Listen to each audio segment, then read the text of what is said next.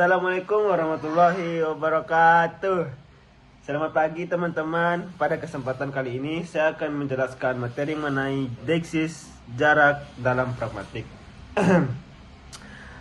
Sebelumnya kita perlu pahami apa itu yang dimaksud dengan deiksis. Deiksis itu berasal dari bahasa Yunani yang berarti penunjukan secara langsung. Dalam kajian pragmatik, deiksis adalah kata atau ungkapan yang maknanya tergantung pada konteks tuturan, seperti siapa yang berbicara, kapan tuturan diucapkan, dan di mana tuturan itu sedang berlangsung. Contohnya nih, pada kata saya, kamu, di sana, di sini, sekarang, besok, dan lain-lain. Kata-kata yang saya sebutkan tadi itu adalah kata-kata yang tidak memiliki makna yang pasti. Jika tidak diketahui konteksnya, maka kita kurang nyambung untuk berbicara dengan teman berbicara. Terus yang kedua adalah pragmatik, mempelajari bagaimana bahasa itu digunakan dalam situasi nyata. Deiksis menjadi bagian penting dalam pragmatik karena membantu kita memahami siapa sih yang dimaksud dalam tuturan tersebut, tempat yang dirujuk, ataupun waktu terjadinya suatu peristiwa. Misal nih contoh, tolong tutup pintunya. Nah, dalam kalimat yang saya ucapkan tadi itu, kalimat tersebut dapat dipahami dengan benar. Kita perlu mengetahui siapa yang diminta, pintu yang mana, dan dalam situasi apa pemerintah tersebut diberikan. Kemudian pentingnya sebuah konteks. Makna deiksis hanya dapat dipahami melalui konteks, yaitu ada 4. Yang pertama, siapa penutur dan mitra tutur. Yang kedua, kapan tuturan itu berlangsung. Yang ketiga, di mana tuturan itu terjadi. Dan keempat, situasi dan tujuan komunikasi. Selanjutnya, pada deiksis yang menimbulkan kebingungan jika konteks itu tidak jelas. Contoh nih pada kalimat, letakkan itu di sana nanti ya. Kalimat tersebut mengandung unsur deiksis, yaitu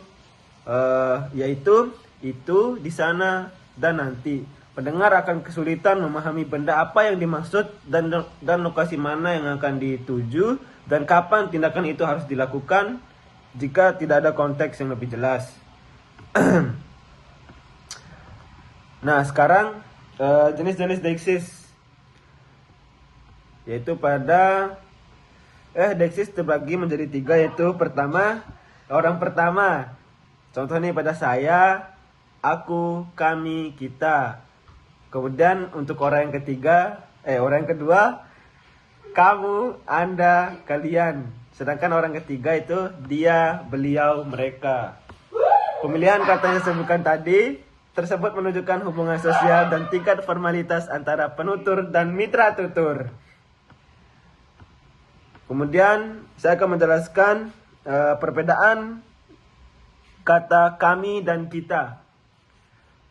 Kata kami itu bersifat eksklusif, yang artinya tidak melibatkan pendengar. Contoh, kami sudah menyelesaikan tugas. Sedangkan kita bersifat inklusif, artinya melibatkan pendengar pada kalimat tersebut.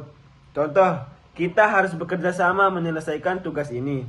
Jadi penggunaan kata yang tepat sangat penting agar tidak terjadi kesalahpahaman. Selanjutnya, deiksis tempat. Deiksis tempat itu memiliki 5. Yang pertama itu di sini, di situ, di sana, ke sini, dan ke sana. Kemudian saya akan berikan contoh, misalnya buku ini ada di sini. Kata di sini menunjukkan lokasi yang dekat dengan penutur. Sedangkan pada contoh kalimat selanjutnya itu, tas itu ada di sana. Kata di sana itu menunjukkan lokasi jauh dari penutur. Selanjutnya deiksis waktu. Deiksis waktu itu dibagi menjadi 4 macam. Yang pertama kemarin, sekarang, besok, dan nanti. Contohnya seperti kalimatnya, Saya akan pergi besok. Kata besok yang dapat dipahami oleh pendengar atau lawan tutur jika kita mengetahui kapan kalimat itu diucapkan. Terus selanjutnya deiksis wacana. Deiksis wacana itu terbagi menjadi 3, yaitu seperti yang telah dijelaskan sebelumnya, dan pada bagian berikut pertanyaan tersebut, pernyataan tersebut. Kemudian deiksis sosial. Slide selanjutnya deiksis sosial. Deiksis sosial menunjukkan hubungan sosial antara penutur dan mitra tutur. Contoh formal: bapak, ibu, anda, beliau. Kemudian contoh informal itu aku, kamu, lo, gue. Yang ketiga adalah konsep jarak. Dalam pragmatik terdapat 2 jenis jarak, yaitu jarak fisik dan jarak sosial. Contoh jarak fisik: ambilkan buku itu. Buku yang berada buku itu, ambilkan buku ini. Berarti buku itu berada di dekat penutur. Yang kedua adalah jarak sosial. Jarak sosial itu yaitu tingkat kedekatan hubungan antara penutur dan mitra tutur. Misalnya ketika berbicara dengan yang lebih tua atau dengan dosen lah, kita cenderung menggunakan bahasa yang lebih formal dibandingkan saat berbicara dengan teman yang sebaya. Kemudian jarak mampu mempengaruhi pilihan kata. Semakin jauh jarak sosial kita, semakin formal bahasa yang kita gunakan. Contoh nih sangat formal yang kita sering gunakan kepada dosen. Mohon maaf ibu bapak, saya mahasiswa semester 6 dengan NIM tenenet kelas. Nah, itu contohnya. Kemudian yang formal seperti kan Anda berbicara dengan teman atau orang yang baru kenal. Contohnya Anda duduk di sini dari tadi ya. Kemudian ada yang formal yang sering digunakan oleh kita sehari-hari, yaitu seperti kamu, aku. Selanjutnya adalah informal. Informal ini sering kali kita gunakan sering kali kita bicarakan pada teman yang sebaya. Contoh aku, lo, gue.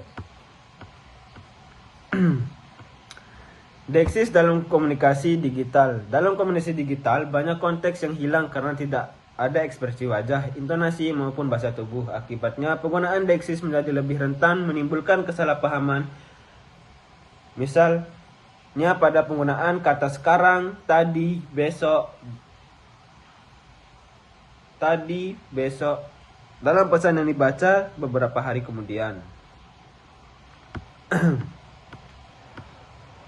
Nah, contoh analisis deiksis yang pada kalimat aku akan pergi ke sana besok.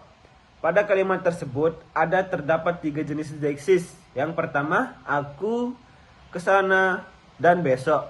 Makna ketiga unsur tersebut hanya dapat dipahami jika diketahui siapa penuturnya, lokasinya yang dimaksud, dan kapan tuturan itu diucapkan.